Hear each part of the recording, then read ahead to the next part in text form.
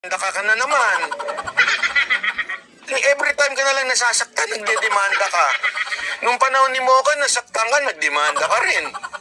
O, di ba? O, kahit sinabihan ka ng ombudsman na dapat tayo mga opisyal ay hindi onion skin. O, tama mali.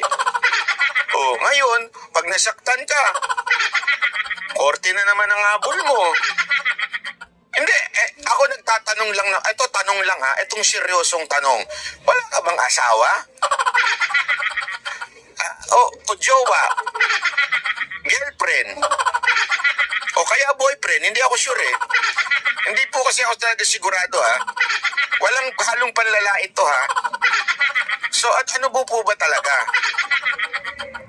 Kasi kung pag nasaktan ka, hindi automatic, ibig sabihin nun, tatakbo sa korte. Pag nasaktan ka,